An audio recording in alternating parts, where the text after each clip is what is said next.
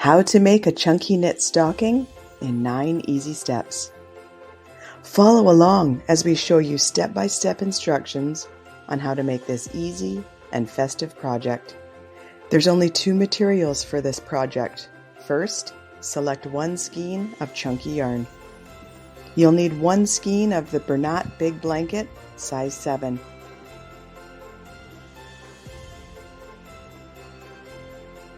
And you'll also need to get some stitch markers for this project. Step 3. Start with a slip knot. Again, so it's your backwards L. You're going to twist it towards yourself to create kind of a loop. And you're going to take your hand from the top down, grab your working yarn to pull it through, and grab the tail and pull at the same time. So that's all we're gonna need. So we're gonna go ahead and start. So the size that I recommend for this is like 3 fingers width. So if you can fit your two or 3 fingers in comfortably and it doesn't fall off, that's the size of stitch that I want you to go for.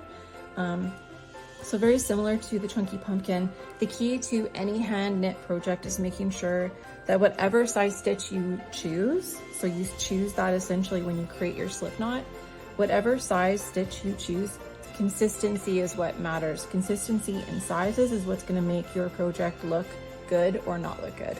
So pick a size and just be as consistent as possible. So you've got your yarn here and we're going to start. I'm going to go over the next step. Step 4. Make your starter chain. Look a lot nicer. So that I got my slip knot, I have my working yarn in front of me, and I'm just going to start making my chain of 16. So I'm going to just take my hand up from the top, I'm going to pull through, and there's my first stitch, and I'm checking, and that's my 2-fingered size. So that's 1, again from the top down. And then what I do is as I'm making my chain, I'm moving my hand along the bottom and I'm holding that last stitch. So I'm going down, pulling through, and then I move my hand along to create the next stitch. So I'm going to have you go ahead and I want you to create a chain of 16. I'm going to go ahead and finish mine. I'm going to redo it because I want my stitches nice and small, but I want you to create a chain of 16. So let's do that.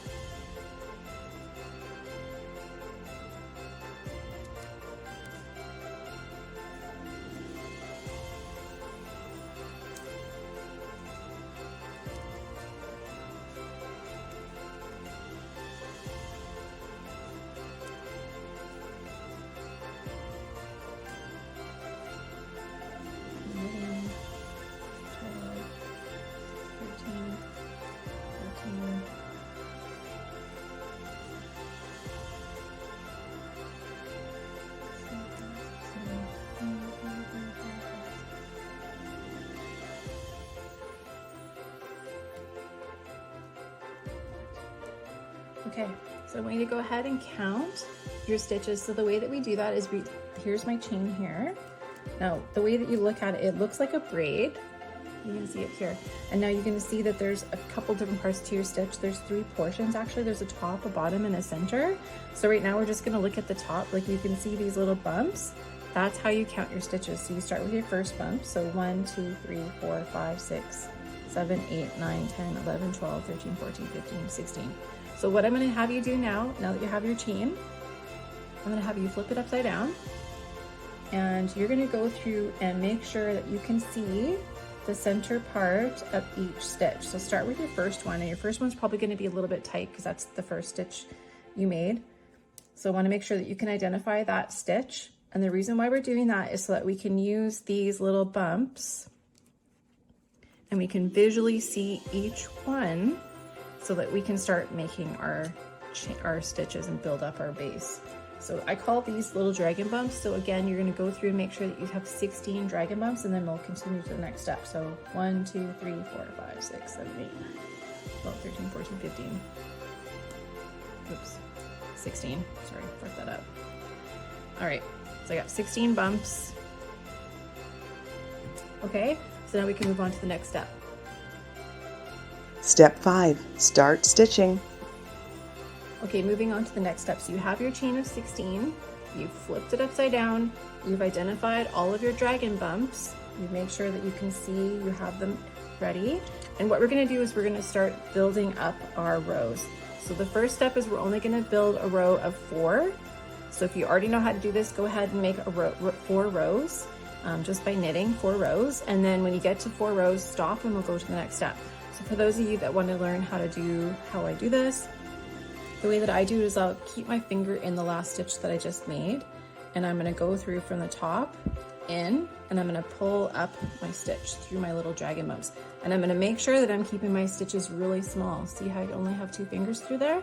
So I'm gonna make sure, so I'm gonna move my hand to the next stitch, and I'm gonna put my finger through, take my working yarn, and pull it up. I like to call these my little bunny rabbit ears, or like rabbit ears, whatever. So you're basically making these little bunny ears through each dragon bump along your chain. So at the end, you should have 16 loops. So keep going through. I'm gonna just continue making my loops and making sure that my size stays consistent, because the consistent size is what's gonna make your project look really good. So it's gonna make that stocking look like a professional made it, and you're gonna be like, oh no, I'm not a professional, I made that. So there you go. So keep going. So my dragon bump sort of came through, so I'm just gonna keep my finger through. I'm gonna pull it up. I'm gonna make sure at all times I keep my ball, keep some yarn loose like this, so that I'm not pulling it out. I'm not pulling out any of my stitches, so I'm gonna keep my finger in my last stitch. Move on, and I'm gonna keep making my first row. So the first row, the first couple rows here are the kind of your foundation, so it may take some practice. So it's okay to pull it out and go back and redo it, because the foundation and your first row is really going to set the stage for the rest of your project. So make sure you get it right. Make sure you're happy with the size it is, because it's easier to pull it out now at this stage when you're just starting, rather than start to build your whole stocking and realize, oh, I don't like the way it looks, it's too big, whatever. So get the size right at this point. Go back, tear it out if you have to. There's no shame in that. That's essentially how you learn. It's how I learn. So keep going. Almost there. Don't forget your last little bump. It might be hard to see, but there's my last one. So I've created my first row. And that might be a little tight, so just make sure, because you're making such small stitches, it's very easy for them to pop out. So at any time, just make sure you can go through and you can count and make sure that you still have 16 stitches. If at any time your number changes, it means you've either dropped or added a stitch. So I'm gonna go through and count mine. 1, 2, 3, 4, 5, 6, 7, 8, 9, 10, 16. Okay, so I got my 16 stitches. I can see all of them. And now I'm gonna go ahead and I'm gonna start building up from here. So just, I'll come right. You're doing great. Keep going. All right, so we've got our chain. We have our first row. We've created all our little bunny ears. We have 16 loops created. And now what we're gonna do is we're gonna start the process of basically the repetitive pattern. So we're gonna start creating knit stitches, and we're gonna build a row, 4 rows. And then after those 4 rows, we're gonna start creating the shape of the toe. And that's when your little stitch markers that we talked about earlier, those are gonna come into play. So we've got all our stitches here. So what we're gonna do is we're gonna do the same process as before. We're gonna take our fingers from the top through each bunny ear, and we're gonna pull up a loop. And we're gonna make sure that we're maintaining our size. So next to my 2 fingers in there. So what I do as well is I use my other hand and I'll hold on to the last stitch that I just made, and I'll hold the next stitch in my hand like this, so I can keep my stitches nice and tight, like this. And then I'll move over to the next one and do the same thing. I'll kind of put these 2 together like this and pull through. And what that does is it keeps them nice and tight. If I didn't do that, let's say I just went like this and pulled my next stitch through, you can see there's gonna start to be a gap in between, and then your blanket's gonna get bigger and bigger. Sorry, your stocking. So make sure that you hold your stitches together like this and create your next stitch, maintaining that size. So I'm gonna go through and finish off my row, and I'm gonna have you go ahead and do that too. So go all the way to the end of this row, and then stop and count your stitches. Make sure when you get to the end of that row, you have 16. So keep going, I'm keeping my size consistent, I'm keeping my hand, I'm moving it along, I'm holding on to my next stitch. See how I'm holding on to it? I'm making sure these 2 little guys sit together.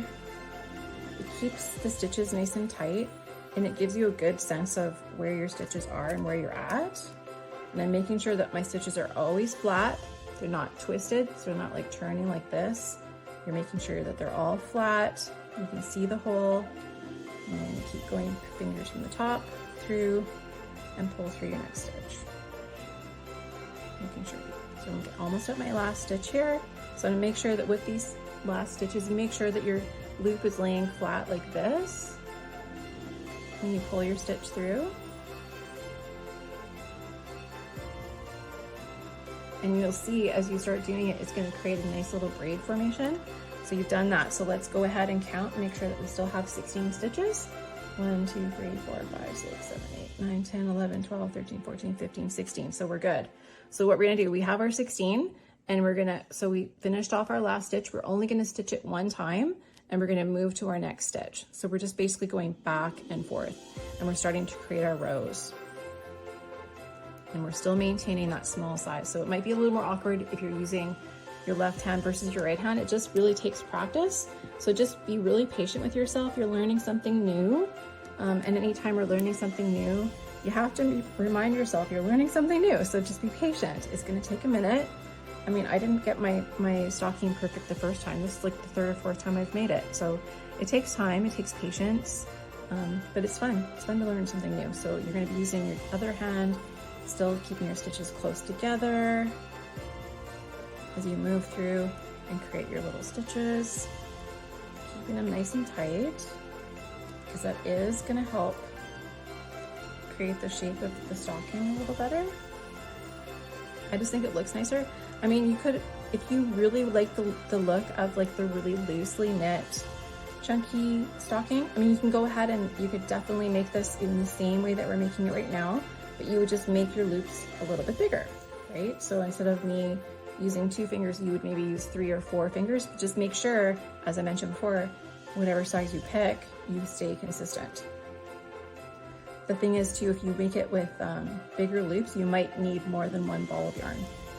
So the way that I'm making it, with the small loops, I only need 1 ball of yarn. So I'm going ahead and I'm moving on to my next row. I'm still maintaining my small stitches. And we're just gonna go through it like this. So you can just watch this if you want, and keep going. And it's the end of this row. So when we get to the end of this row, I'm gonna show you, well, I'm gonna have you make sure you count your loops and make sure you're still at 16, but I'm also gonna show you how to know how many rows you've made. So I'm still maintaining my braid. I'm making sure that's laying flat. I'm pulling up that side.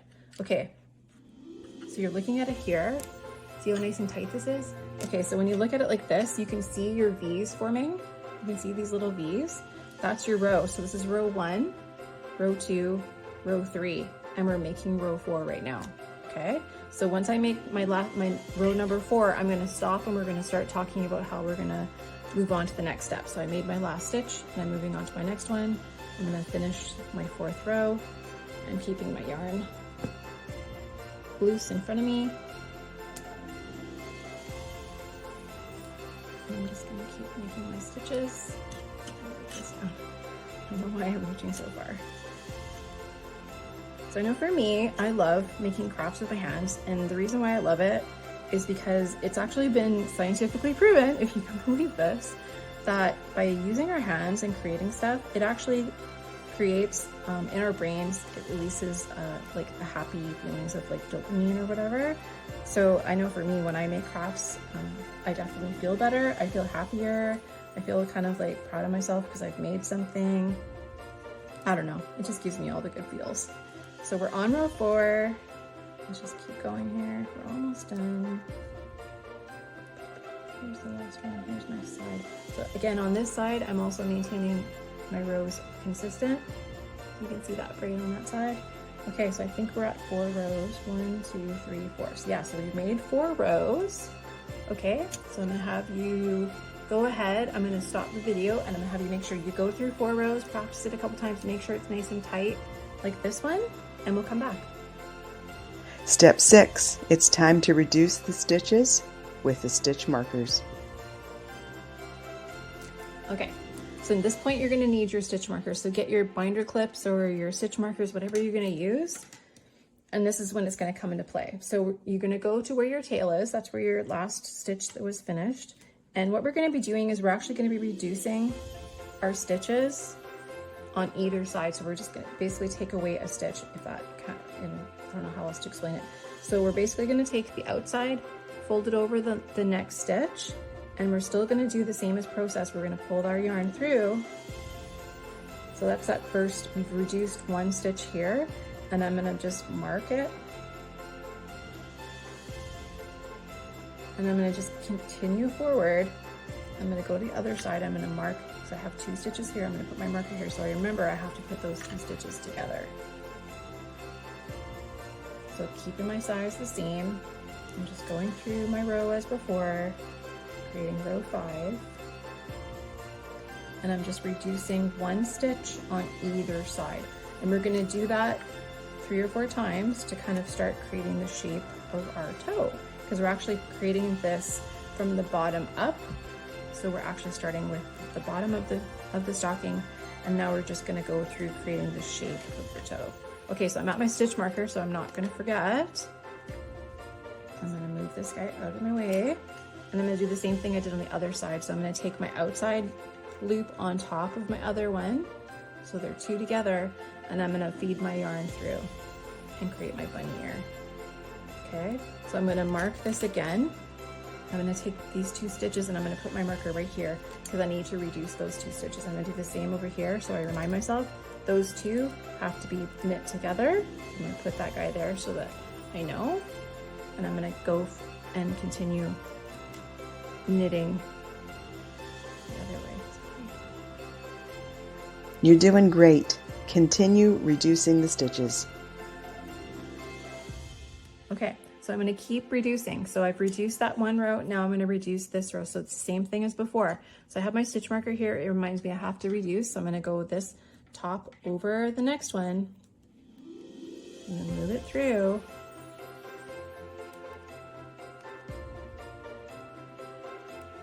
And I'm gonna go to my next stitch. I'm gonna put my stitch marker here to remind myself that I have to put those 2 stitches together on the other side when I come back the other way. I'm gonna keep going until I get to the other end. Keeping my yarn loose.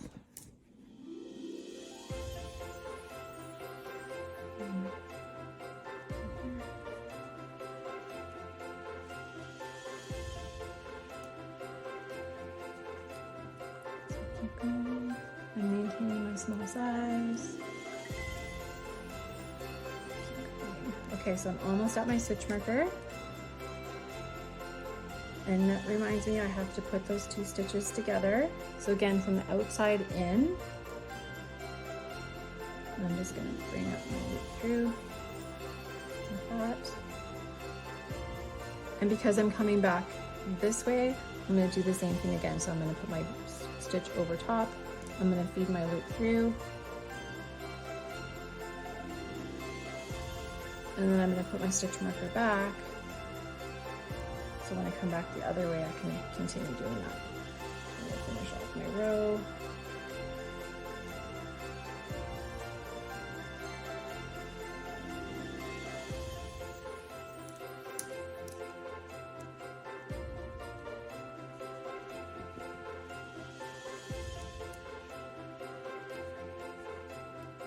And I'm almost at my stitch marker.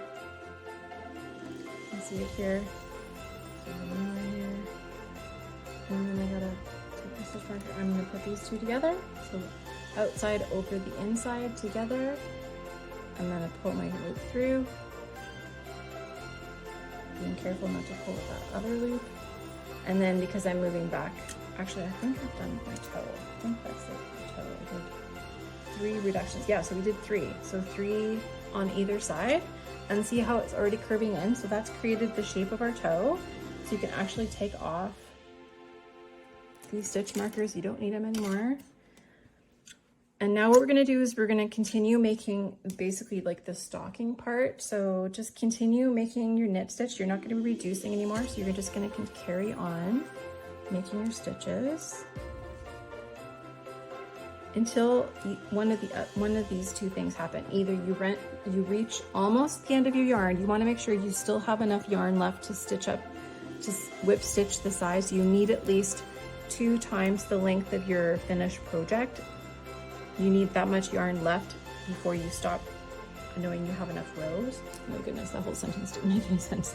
So don't stop. I mean, you can go ahead and make as many rows as you want. I'm probably gonna make about 18 rows total. So I'm just gonna go forward and just keep going. Step 7, continue making rows. Okay, so now that we've finished our toe shape, you can get rid of your stitch markers. You're not gonna need them anymore. And we're just gonna keep making rows. So basically we're gonna work towards almost using up our entire ball. Not quite the whole thing, but pretty close. And I'm gonna build up probably 18 to 20 rows. And honestly, it's a personal choice of how many rows you want to do, because it's just going to affect how tall your stocking is. So you're just going to keep knitting, keeping your stitches small, and you're just going to finish it off. So now this is the point of the time of the project when it's going to get more repetitive, because we're just doing the same stitch over and over until we're done. So keep going, making sure our stitches are staying flat, and we're keeping our size very consistent.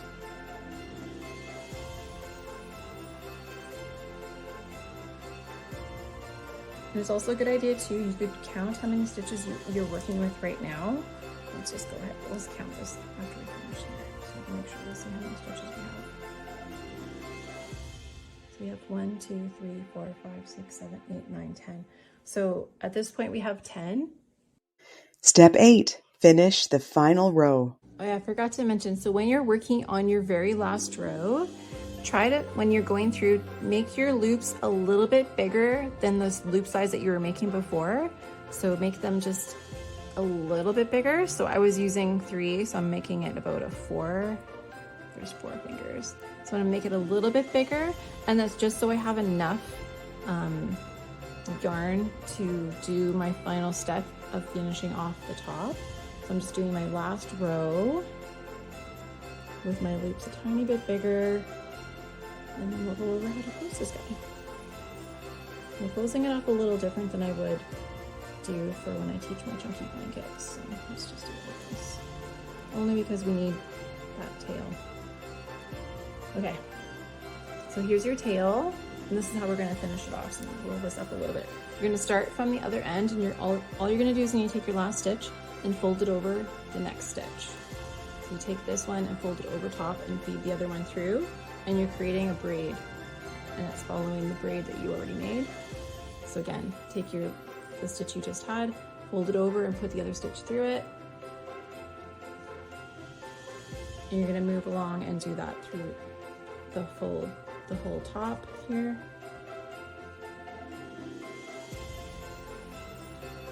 And the reason why we started it at the tail, and I'll show you right now. So we get to the last one, okay? And you have your tail. Now I want you to take your tail, put it through, all the way through, and just give it a gentle tug. And that's how you finish that off. And you're gonna need this tail to sew your ends together. So let's get you guys to that point. Get your end, your top to look like this.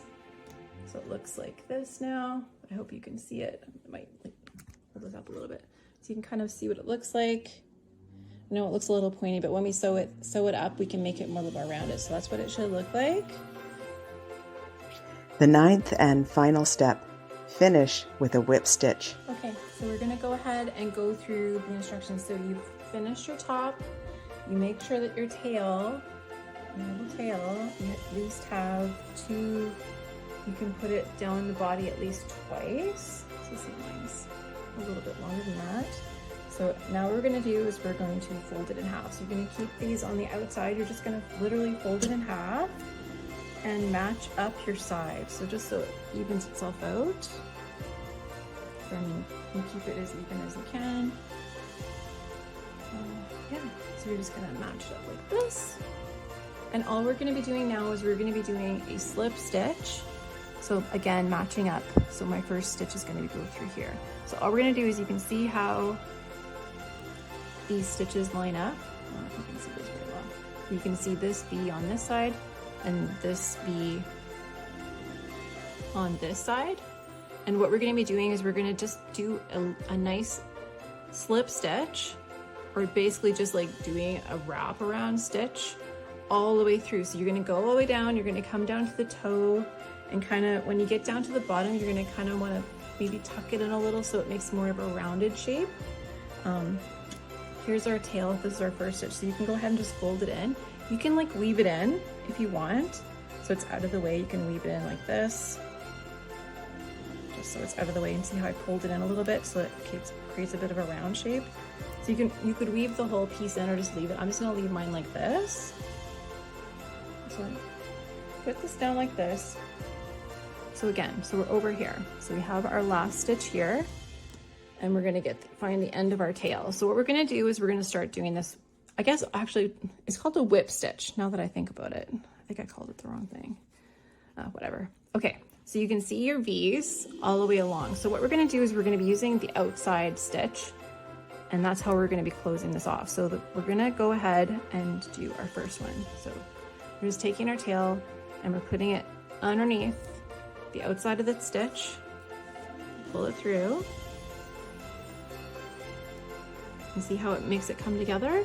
So you just have that first one together. So all you're gonna do is just, and honestly, you could, like, as a newer to the craft, what you can do is you can actually use your clips and just clip it together in a couple spots to make sure that it doesn't move on you if you want.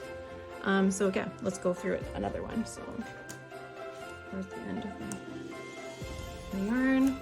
And we're just gonna move through the other side. So again, here's my stitch, and I'm going to go through the outside stitch. So I'm coming through over and going through that outside stitch, and pull it through and give it a little pull. And then I'm going to go on the other side. So there's my next stitch here. And pull it through.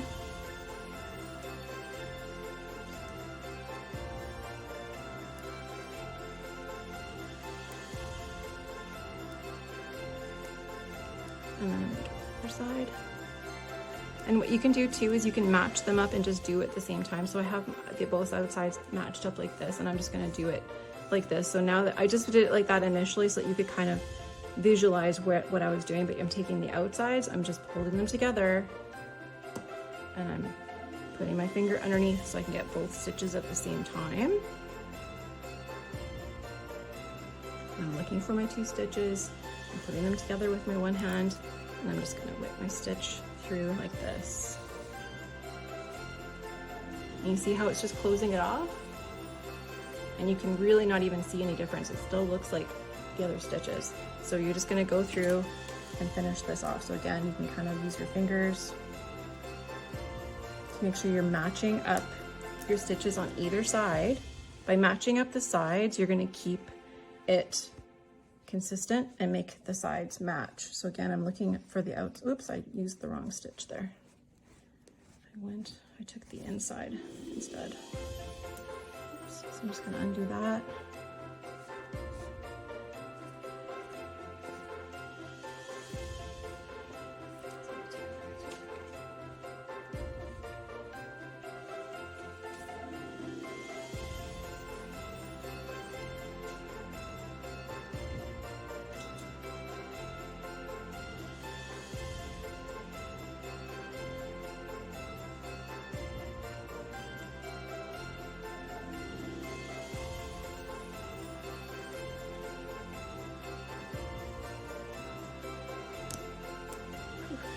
Off my sweater, I was getting hot.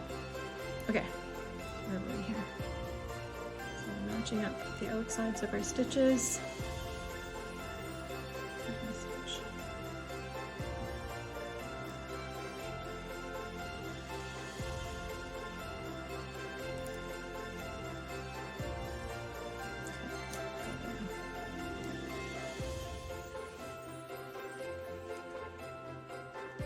Outsides match.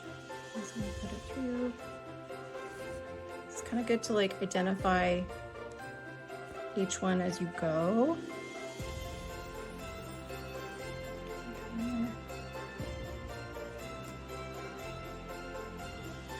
I'm nearing the toe, and I'm going to be mindful of trying to get the shape. And sometimes you can kind of have to feel with your fingers, but honestly, if you're looking at your stitches and you can see, like I still have my stitches matched up here, and I'm using the outsides of my B's and I'm putting them together like that. And the reason I'm doing that is it actually keeps the shape of the stocking a little bit more rounded. Like if you whip stitch the insides, it would make it look a lot more square, if that makes sense. So I'm not turning those little guys in, and I'm gonna do my little whip stitch around.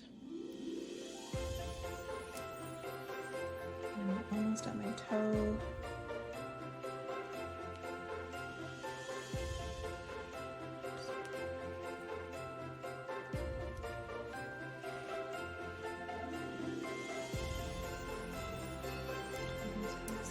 So now I'm at the toe, and I'm just gonna whip it, switch stitch all the way to the heel. So I'm gonna keep going, and I've kind of, because we already tucked that our little tail in, we've already rounded out that spot a little bit more, so that's perfect. So we want to just keep going, keep doing our whip stitch all the way through.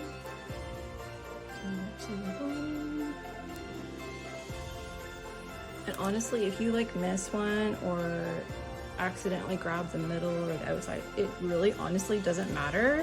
You'll probably never notice it because, like I said, this yarn is so fluffy and chunky. You'll probably never see it. Like, of course you're going to see it right now because you're doing the project, but if you look at it again like a year from now, you're probably never going to see it. So keep going. I'm almost at my heel.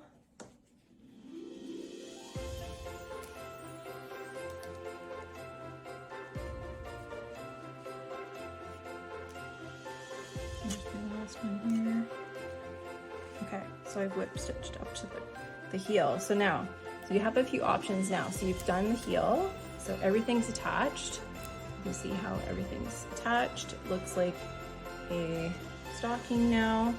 Everything's together. So this is what mine looks like.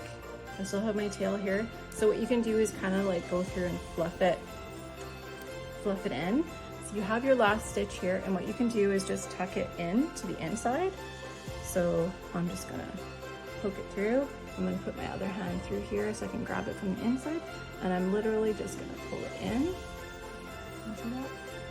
I'm just pulling it in like this. Yeah. And you can go ahead if you want and go into the inside. You can flip it around and like tie a little knot in there and then weave in your end. And it probably is a good idea. You want to like tie it off, tie a little knot and cut off that little piece of yarn because you're going to need that to create your little hook. So all you're going to do now is you just fold over the top and then stocking.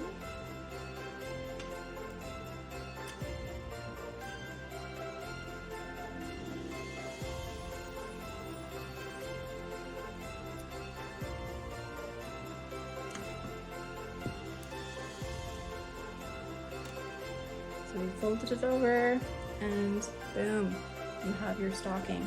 And so what you're gonna do is once you have your little piece of yarn cut off, I just have an extra piece here. You don't need very much, you just need about this much. All you're gonna do is just locate a little spot over here, put your yarn through, put it together, tie a little knot, and boom, you got your hanger. Okay, so there you go. There's your cutie patootie. You can go and like fluff it, play with it so that it looks like the shape that you want. So that's it there. Thanks for watching. We hope you loved our tutorial. Now share your festive stockings with us on your socials. Don't forget to tag us.